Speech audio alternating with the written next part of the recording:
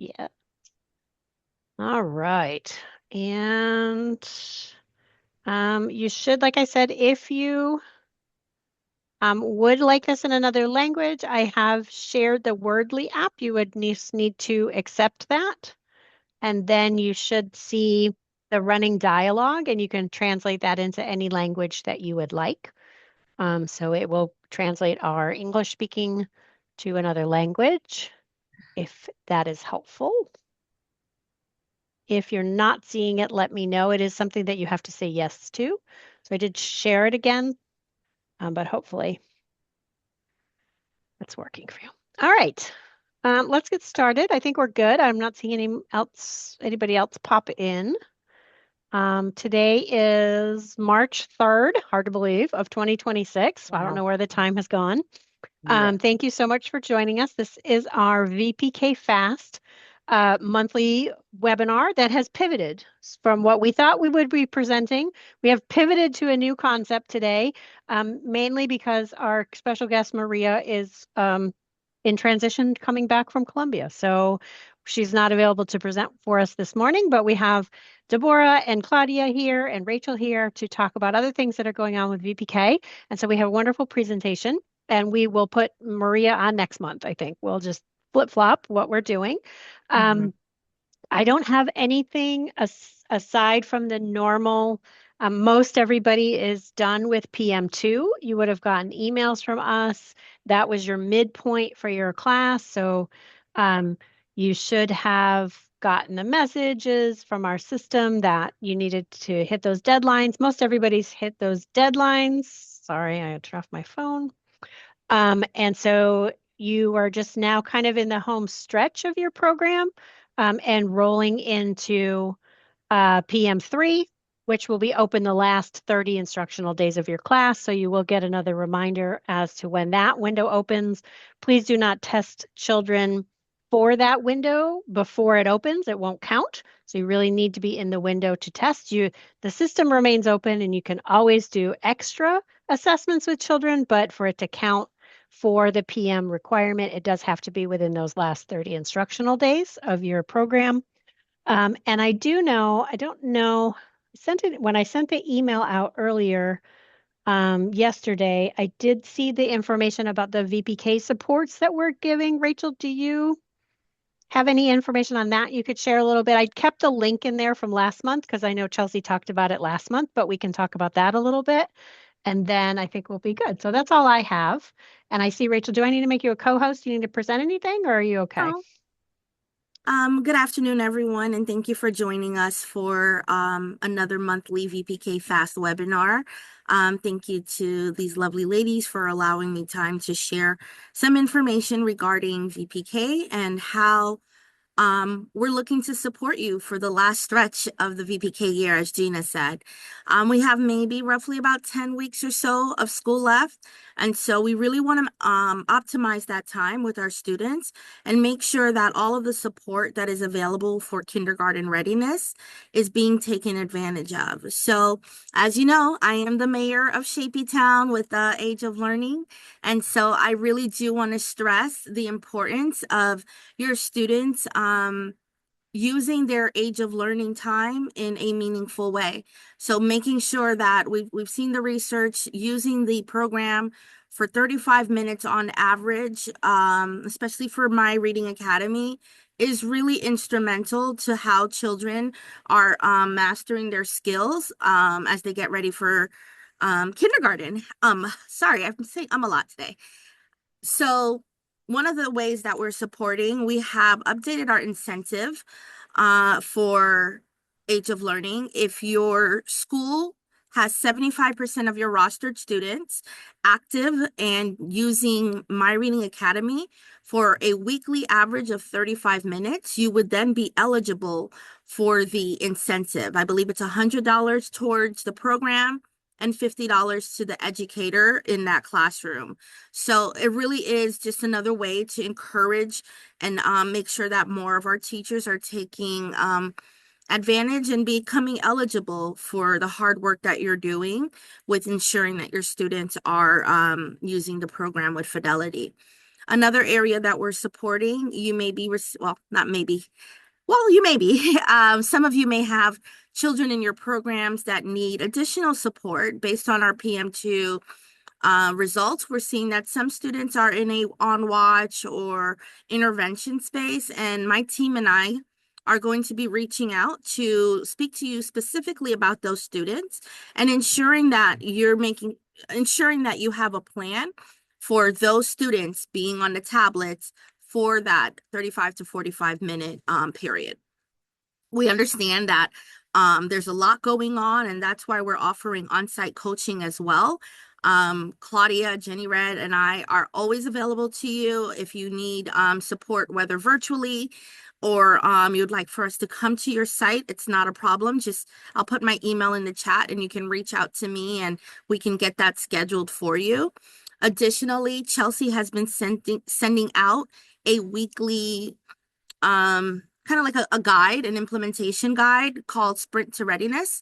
And we're really wanting to have the students that fall into that percentage of, I believe, 24% to 39% of readiness, having them use those resources and doing the observation to see how those students are faring after you've done a week of instruction and different support around that specific skill.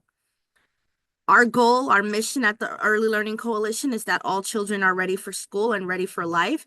And we're using everything in our disposal to like make sure that you are ready, that you as an educator are fully supported. I want to thank everyone who had an opportunity to participate in the Age of Learning Educator series last month. I know Deborah and Renee are kicking off or have kicked off the It's Okay to Play in VPK. And we're also going to have some coaching for those sites who have signed up and have indicated that they are interested in receiving those additional supports. Thank you again for your dedication and your commitment to ensuring that all of our students are not just ready, but their families are as well. I do want to say on that note, we have opened up Age of Learning at-home caregiver access as of yesterday. I sent that out automatically to the caregivers using the email that's on file. As a courtesy, if you would like to print out that student invitation page, you're able to do so. If not, I can also resend it out every Monday morning between now and summer so that caregivers who have not yet redeemed are able to do so. We ask that, again, you continue to use it in the classroom. And any questions you have, please feel free to reach out to me. Thank you. Thank you, Rachel. Nice. Any questions for Rachel? Please feel free to use the chat. You don't have to be on video, but you're free to unmute or raise your hand, whichever you'd like. Okay. Rachel will be in the background for a little bit, so if you do need anything, just feel free to reach out. So, all right, Claudia and Deborah, take it away. You ready? Yes, yes, yes, we're ready. So as Gina said before, we're presenting today the topic we were gonna discuss next month, but the great news is like next month, we're gonna be doing a great webinar about those feelings and all those skills that we need to build in the classrooms, talking about behavior and all that with the specialist of this, Miss Maria. So for today, we're going to be doing how, since the end of the year, the school year is approaching, it will be a great thing, like being proactive to start evaluating the learning space. So it is very important to do this activity prior to we end the school year because it's going to let us like the time to really observe and really take notes and see how things were working this year, like evaluating the learning space at the end of the school year is very, very important because the environment is like a silent teacher, you know?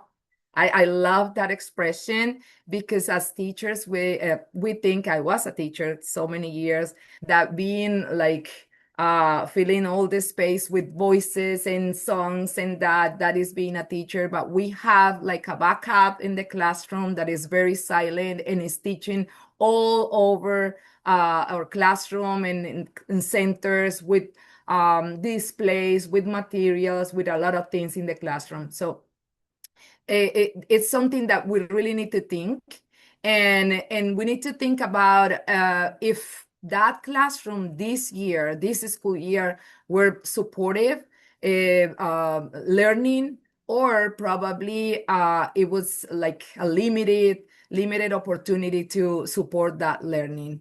And to reflect on that, probably we can ask which centers were highly engaging, which areas were rarely used, those centers that, the literacy space, the music and movement, probably they didn't go there much, and reflect about that.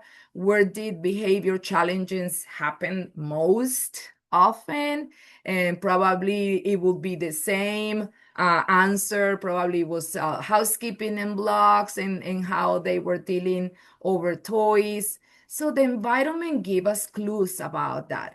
Engagement, transitions, independence, and classroom management.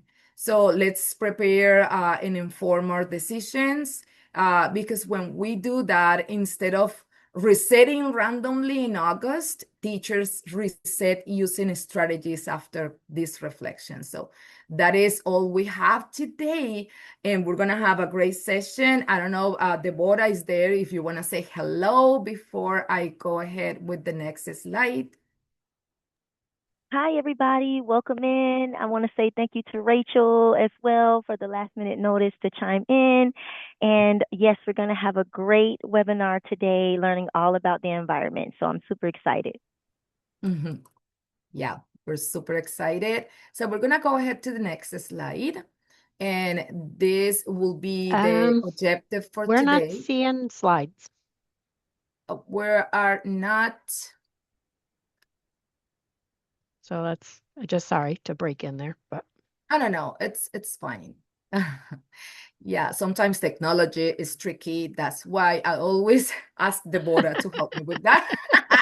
Because that is an extra stress that I don't want to take. No, I agree. Yep. Deborah, Do you see it now? Do you see the slides now? Not yet. I still see you. Yeah, I still Okay. see the title. So maybe stop sharing and try again. And Let's try see again. Yeah, it's fine. It's fine. It's always like everything in life is that, like, trying Well, and didn't this work is yet. Now we see Pivot it. Tuesday. That's what we're doing. We're pivoting today. Yeah, we Make are. it happen Tuesday. Yeah, that's awesome. And it's fine too, right? Yeah, We need to leave a absolutely. space for that. Yeah. Some great Yeah. things come out of changing with on the fly. Mm-hmm. All right. Still not yet, Yeah. Deborah. What you doing? What's happening? Mm-hmm. She's got too many tabs open. Yeah. So it's nice to do, as I was telling you, this reflection before. I know everybody is thinking about already graduation, PM3s, and all that. So before all that things, all the like the end of the year reach us, is nice to be reflecting on this. Okay, so now we see the presenter, sort of like your open PowerPoint. Mm-hmm. It's not yet in presenter mode. There we go. There we go. Now we're gonna go ahead to the next one to see the objective. Perfect, Deborah. So yes, woohoo, kudos to you. Thank you, Deborah. You see, you're the best. So the objective today is that everybody here will understand how an intentional classroom environment that invites and provokes curiosity enhances engagement, learning, and development in the VPK classroom. That is the hope. So we're going to go ahead to the third slide. that is the idea, that everybody after this reflection can just have at least an idea and then go to the classroom and reflect about that. So the icebreaker, I want everybody in the chat, take a look of these two classroom environments. You see picture A and picture B. Which one do you feel would better support young children's learning and development, and why? So you can see what we are showing in picture A, and then just compare the two pictures and write something in the chat about what you see and why do you think it supports the children's learning process. So I know sometimes like things in the classroom are like about taste, about decorations, but let's see what people is saying in the chat. Let's go to the bottom. Okay, I see a few things in the chat. We're so happy when you Woohoo! write in the chat. It gets us so excited, the Yes, conversation. excited. So we see Janelli, if I'm pronouncing that wrong, I apologize. She says B, not cluttered like A is. And Victoria says B, it isn't so cluttered. Amy says B would better support. It is more organized and there's space for the children to move. A is way too chaotic. Norma says B. Desiree says B. Sheila says B looks better organized. Awesome. Awesome. And that was the conclusion. So I know everybody, I see bees are coming, bees are Uh-huh. coming. Yeah. So now we have it like a straight, like right in a space that is organized, is neat, invites children to participate. And when they participate, they will be having the opportunity to learn better than in a cluttered space that where they don't even know where things are, right? All right, so that is awesome. I hope this reflects in your classroom as well. So let's go to the next slide.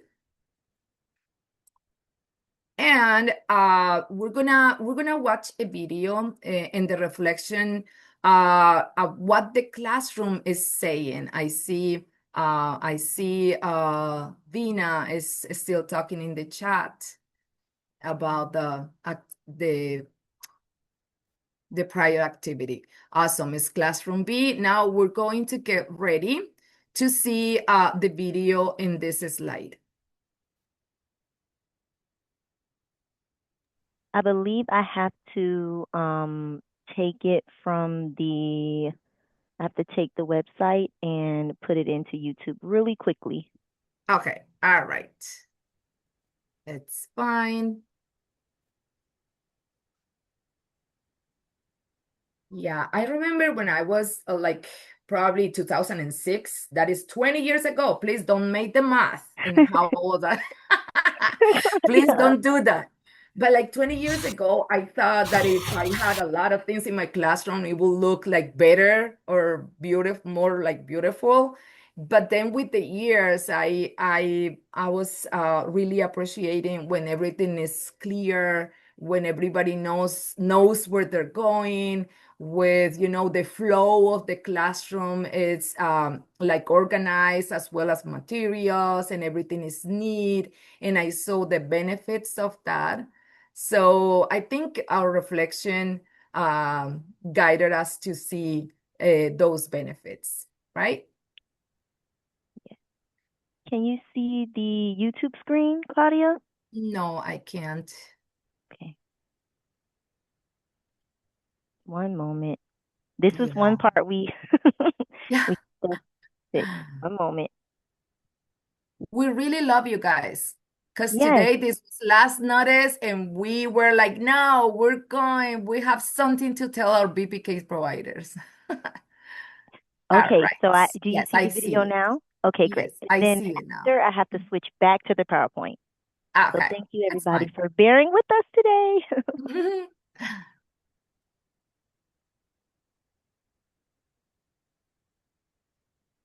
Your environment is the foundation of your curriculum. According to Dodge, Kolker, and Harriman, In the creative curriculum for preschool, an effective environment sends children a variety of messages about their learning. Let's learn about these messages and how you can make sure children receive them. First, your environment should say, "This is a good place to be." You can do this by making your environment feel home-like and comfortable. Remember, your classroom is an extension of home and is a stable place for children. Use neutral decorations and furnishings that remind children of home. Provide soft spaces with pillows, cushions, or area rugs. Consider framing artwork.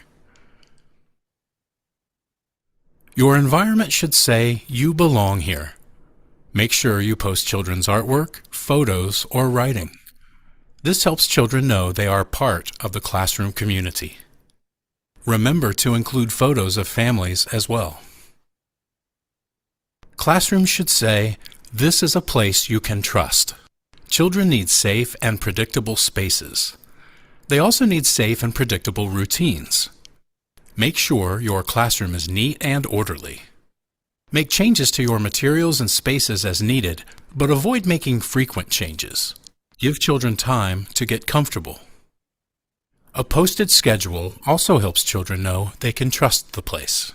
Remember to post a schedule for children that includes pictures, and a separate schedule for adults. Everyone needs some time alone, so your space should say, "There are places where you can be by yourself when you want to." Provide areas where just one or two children can play.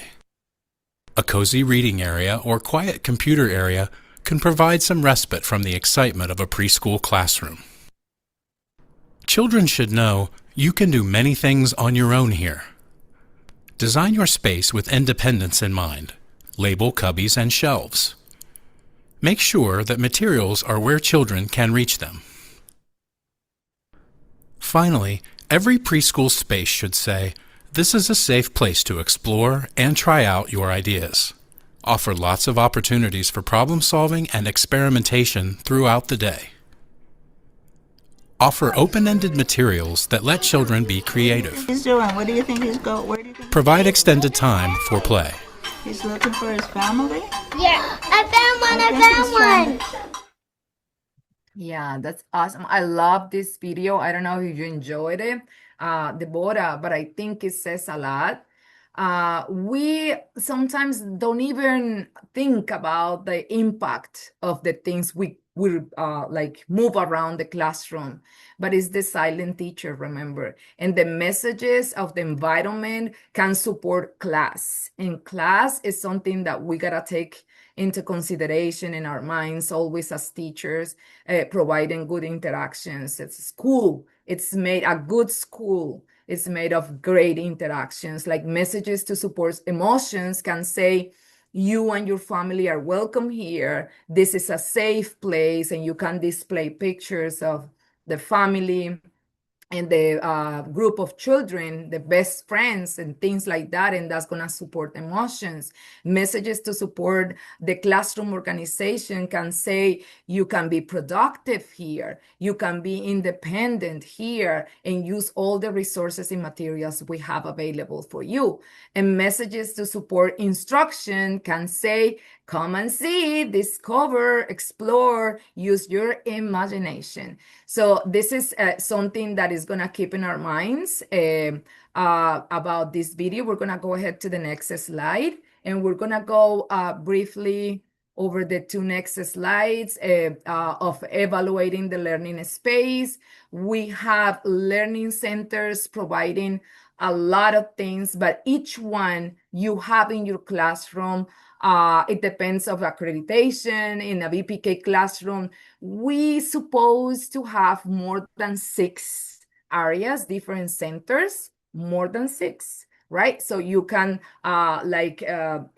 provide variety of opportunities to learning to children, like fine motor centers where fine motor skills are developed, hand-eye coordination, concentration. We have art, and you can just be reading in each one. We have block centers, we have writing center, we have science center, math centers, We have sensory center, dramatic play, library center, music and movement even center. We have a lot of choices. And remember, if we are gonna create a great setting, remember that blocks and housekeeping, they're a very loud and busy area, so you can pair both of them. But when you're talking about math, science, and sensory, probably that's more like quiet place, and you compare those in the opposite side of the classroom to be better. So every center is providing a different skill opportunity to develop different skills. We're gonna go ahead to the next slide. And this is something really nice about class environment. And probably you are not aware of this, but when they go to your center and they do the observation, the class observation, the class assessment, they're also going around and looking at the class environment. And that what you see there, the front cover, it's something we really study to see how materials, displays, places for cooperation and all that is arranged in your classroom, and with all these different topics that Deborah is sharing with us. So we're gonna just take 30 more seconds to see this. You're gonna get the recording and you're gonna get the slides to review and refresh that when you're taking your decision for the next year, the school year. So we're gonna go ahead and I'm just gonna share with you something. We're gonna go to the other slide. And I want to just talk in a few minutes about two things that I'm being telling around my pre-K classroom, especially my VPK classrooms. So how, when we evaluate the learning space, how we can create invitation to children. So what is a learning invitation in a preschool classroom? A learning invitation is an intentional participation in learning setup or interaction that attracts children interest and encourage them to be active, to start an activity in that classroom. So it's not that you're demanding or controlling the direction of children, because that will be against regards for your children perspectives, right? But it's to use the classroom as an opportunity to invite. You don't have to tell them, go there, but you have everything displayed in a way that the invitation will say, come explore, come wander, come try, instead of sit down and do this. And sometimes we hear a lot, the sit down, do this, right? So this is how your classroom can play like a big role when you are trying to teach them new topics and new concepts. So how it feels like the space is waiting for you. Have you had like one time coming into your house and then when you open the door, that smells like someone is cooking something really nice and you're hungry and you had a long day and you just want to go and wander in the kitchen, who's cooking and what are you cooking? I want to eat it, right? Yes, so that is in the classroom when they just come in the morning and they see that new material displayed there. They're, oh, wow, I want to see what is this. I want to know how can I use this. Can I? Are you familiar with that? With that, like, yes, me, choose me, pick me. Right. So that is how you use your classroom to have teaching opportunities for your children, okay? So those invitations can be in centers. You can just display little things like, I don't know, like in that, in the middle picture that we see there, we see not just blocks, but we see cars. We see a lot of, it's like a city. It's like a train station. I don't know what is that, right? But it's looking like a complex structure that they were creating, and that is cool. Yesterday, I was observing in this VPK classroom, and I was wondering that is that a tunnel? And he said it. And you know what he said? No, that is a car wash and it's doing this and it's cleaning. Oh, it's all the imagination. So that could be in centers, in the language of the teacher can be being noticed in the classroom when you see, oh, I wonder what will happen if we do this in this center using these materials. Look at this. I have this new for you. Like things like that. You can use your language in a classroom. As in radio, it's like every second when you are talking counts. So it's no such thing that you're gonna be quiet in the classroom, okay? So let's see about this invitation and how this matters in connection to class, because that an invitation can support engagement, concept development, language modeling, productivity, instructional learning formats, and all that. All right, so we're gonna go ahead to the next slide. And we're gonna talk about something that goes beyond the invitation. We're gonna talk about a provocation. What is a learning provocation in a preschool classroom? An invitation that has been responded to is a provocation. So once you got the attention, you get the attention of the children, a provocation is an intentional setup or experience. I love the word when we use experience that encourages children to think deeply and explore ideas in new ways. So the other day in Christmas, I gave my daughter-in-law this little 3D puzzle. I don't know how we call it. And she was happy when she got the present on Christmas Day. But it was amazing the following 10 days when she was fixing every little piece. So she had an experience of that. And that's how a provocation can be in a classroom. It's like, it's while an invitation says, come explore, a provocation says, think about this. What do you think this happened? What could you do this in a different way? It's a gently changes children thinking. So while you were thinking this, now I'm providing you this open-ended opportunity and you can use it in the way you want to do it. All right. And that can be reflected in centers. You can place, as you see, you can just place a flashlight and it's going to reflect the shadows. And you could do it in February when you were talking about the Groundhog Day and what makes the shadow appears and all that. So that is perfect. And what did it take? Just your phone or a flashlight, right? And do you see the first picture? He's drawing his face, but it's using something different there. I don't know if you can notice what is the provocation in that center. Probably is art. I don't know if you notice, but that child is using that one material there to make like drawing the self-portraits experience, not just a drawing. So it's the mirror, right? And in housekeeping, in that picture, you can see that they probably love to do laundry with mommy, but the washing machine is too big. And now they get to do it here and hang their clothes and everything. So that is a provocation.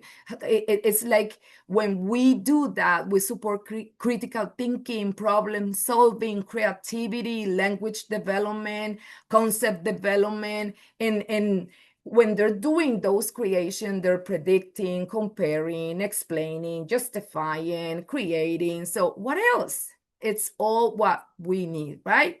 So I think this will be like something you wanna like try in your classroom, in your classrooms, and see how you can include invitations and provocations, talking about learning like the experience of learning with your children. So I don't know if you have something to say, if this brought to your mind some ideas. What do you think about this? So we can go ahead, Deborah. This is it from me here.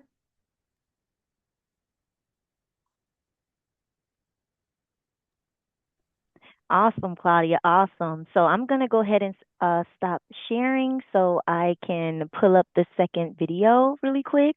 Mhm.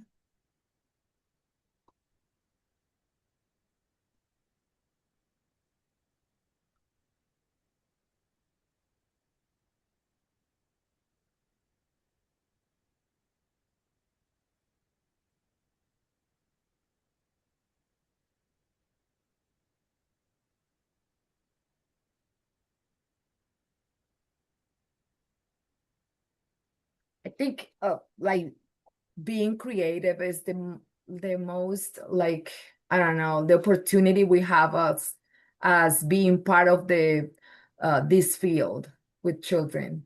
We're always thinking ahead. We're always thinking, what else can we do, and making it happen. That is the most important thing. Probably you're gonna reflect about something today, but it is important you take your notes and you make it happen, girls.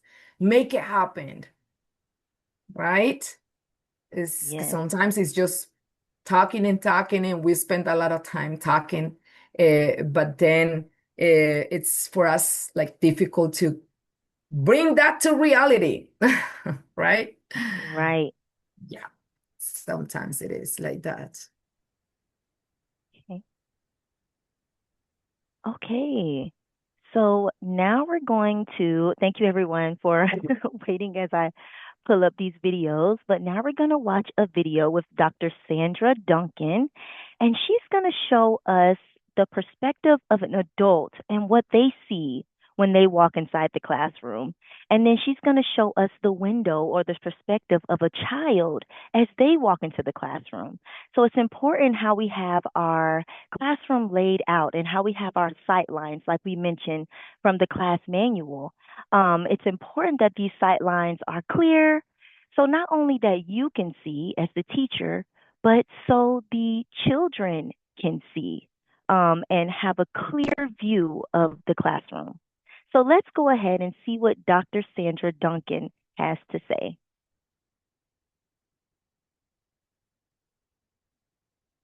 Okay, here we are.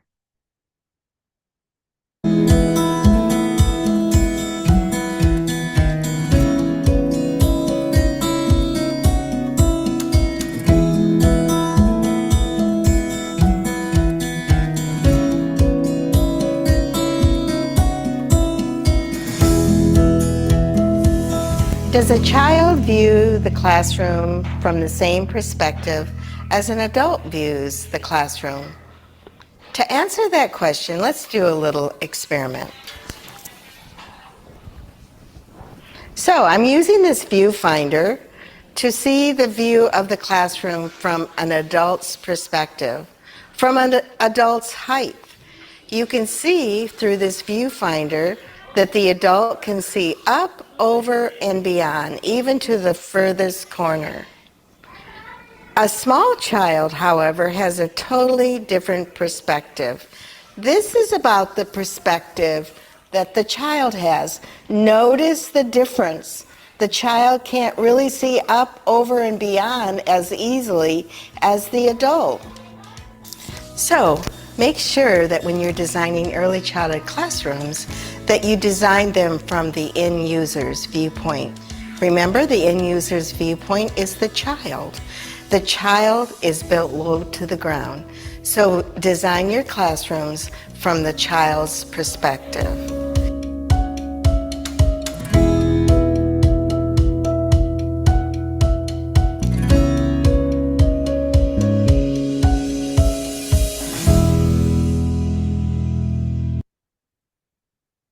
Awesome, Dr. Sandra Duncan. Wow, I wonder if any of you knew how important that the child's perspective and our perspective is, because we are able to see up and over, and the children, they're so low down to the ground with about 4 feet, they can only see right in front of them. So if there are shelves that's in the way or blocking what the children can see, sometimes it can be hard to navigate the classroom, or sometimes you have classrooms where the children they aren't able to, they're not really going into different centers. The science center may be just left alone, or the library may be left alone. It might be because they're going off of their sight line and their perspective and what they can see. So it's important that we rethink how we have our classroom laid out. So not just for our view, but for the child's view as well. So I think that was an awesome video. If you like that video, go ahead and put some hearts, hundreds, chats, thumbs up in the chat. You know we love it. You know we love it. Awesome. Wow, we got a lot of hearts coming in. Awesome. All right, so let's go ahead and share my screen again. Apologies again to have to keep sharing and resharing. Let's go ahead and share back to the PowerPoint. But I do have the last video already pulled up, so we should be good to go on that one. So be thinking about how you want to maybe reorganize your classroom, maybe get down to the child's eye level and see how they see. I think that's very important. Okay, can you see the screen, Claudia? Yes, Okay, yes, I see. awesome. Okay. All right. So let's do a little discussion. Of course, we're going to use the chat. So, what is the biggest challenge that you face with managing learning centers? Would it be A, keeping students engaged, B, organizing those materials, C, balancing the time between centers, D, assessing students' progress, or E, maintaining a quiet environment? Go ahead and put in the chat, what is the biggest challenge that you face? We would like to see and have it recorded so we can provide the appropriate resources for our teachers. So go ahead and put in the chat, what's the biggest challenge you face? And as you go ahead and write, I think when I was a teacher, I think balancing the time between centers, because I definitely wanted to allow, so I say C, because I definitely wanted to allow the children to stay as long as they want. But we also have to remember that, other children would like to go in those centers too. So I had to end up, coming up with that center management where we have our name tags and maybe using timers and respectfully asking each other, hey, are you done with this center yet? And can you let me in when you're done? So I think balancing time between centers. Claudia, do you see anything in the chat? Yep, I see. Sorry. I see Larissa says, oh yeah, this presentation will be in the channel, and Jean is gonna share that too. I see C, so that will be balancing time between centers. I see C, C, C, C. The most is C, the balancing time between centers, and I have an A, which will be keeping students engaged. I have maintaining quiet environment, yeah, especially in those that are very loud, right? And I have an E and an A. So maintaining a quiet environment, yeah, and A again, keeping students engaged, but I think the most will be C, balancing time between centers. Okay, awesome. Yeah, maintaining a quiet environment could be a little challenging. Um, but having when children are in centers and it's a bit noisy, it's fine. They're exploring, but maybe when we get to the library area, it may tend to be a bit more quiet, or those quiet centers like Claudia, like you mentioned earlier, having the centers that's more noisy together and then the centers that's more quiet together. So it would be probably like library, or maybe music with the headphones could be a quiet center. So yeah, it's different ways we can manage the quiet and the loud centers. And were there any bees, Claudia? Were there any bees organizing the materials? No, I don't see any B. You know what I Okay. used to have in my classroom? I used to have like a bell. Okay. And they knew that when that sound came out is because they were too loud, and they will just lower the volume. I have, like, instead of be using my voice, I have like things like tools to help me with that. It could be like something you can do if the problem is like the environment gets too loud when you're in centers, open centers time. Could Great be. idea. Mm-hmm. Great idea, Claudia. Yeah, so let's use these techniques that we're sharing so we can really evaluate our learning space and see how we can make it better for the children. So, for our next slide, we have label everything. So, we talked about the organization. Labeling is the key. If you wonder why your classroom may be messy all the time, or things are getting put back where they belong, and they're blocks with housekeeping and cars with science, and things are maybe all over the place, and you just can't figure out why. Labeling those shelves and the buckets, and not only just labeling them, but going through maybe the first week of school, or you can start now, usually going through how to manage those centers and put things back into their containers in the first week of school really helps to show them to match the item with the picture, and match the picture with the bucket, and match the bucket with the shelf. So it'll be like a fun matching game. And it doesn't even have to necessarily be the beginning of the school year.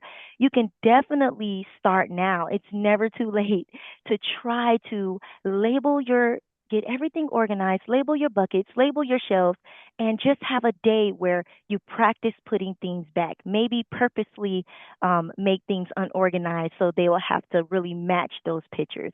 Because, like the slide says, labels in a preschool classroom make learning visible. They support literacy, independence, vocabulary, growth, and that classroom organization.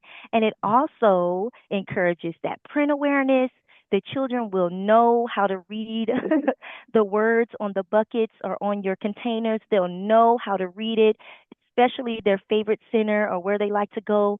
It's going to help them to pre-read, build their vocabulary, literacy skills, and you'll have that improved organization and maintenance. And it also fosters that independence and responsibility. So if you're having a hard time, like I did as a teacher in the beginning, with things just being everywhere, all in the wrong containers, practice, practice, practice, and make sure that everything is labeled. You may need to remove some things. You may need to, because it might just be too much things in the classroom. So you can really have it labeled and organized. All right, let's go to the next slide. All right, let's go to the chat again. How do you typically introduce new learning centers to your students? And how often do you rotate the themes or materials of your learning centers? So the first question, it's A, group demonstration, B, individual instruction, C, visual aids and posters, D, interactive activities, or E, other, if you have a other answer.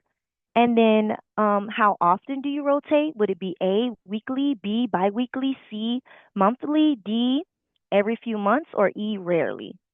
What do you think? We don't have to spend too much time on this, but I do want to see what a few of you have in the chat. Yeah, we'll start.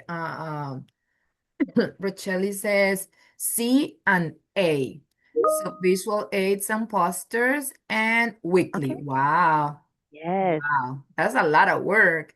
And we have A and C. We have A and D, Okay. C and A. All right. All Yeah, right. because like if thank you for sharing that in the chat. And yeah, if you have too many things, it's not like you have to just put it in the closet forever or store it away forever. You can definitely rotate the items, rotate and change the labels.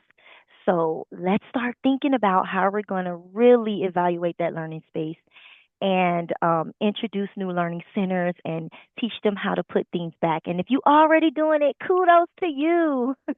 Yeah, yeah, All right, yeah. let's I go to see the a next. couple more. They said Okay. C and A and C, So it's like I think the most will be monthly. Mm-hmm. Uh-huh. That's a good It's idea. great. That shows a lot of work in the classroom. Congratulations. Awesome. Thank you for sharing. We love when you share. All right, so let's go to the next slide. So here we have a few doors on our pictures here, and I also have uploaded a few of my pictures when I was a teacher. So if you see the door with the scuba divers and you see the door with the sun, with the children's pictures, that's from the internet. But if you see the door with the fruit and the Just Imagine and the mermaids and the ants, the big large ant on the wall with the tennis shoes, this is how I um, either decorated my door every month and also decorated the bulletin boards in the classroom. Why is it important to do this? It makes the classroom fun. It makes it engaging.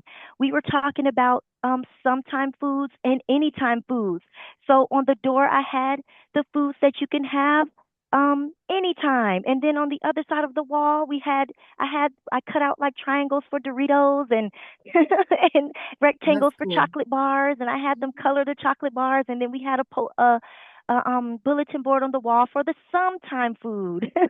And then as you see the mermaids here, we did quantifying on the pearls and the shells. So you see the number 10, we're working on number 10. So they did 10 dots and I created the mermaids and they were just so excited to hang up the shells and hang up the pearls. And then in Just Imagine, I tried to do a big cloud of Just Imagine. I stuffed paper on the inside to make it 3D and to invite the children over to the reading center more. And we always do ants go marching one by one, hurrah. So one of the children said, "Can you make a big ant, Mr. Bora?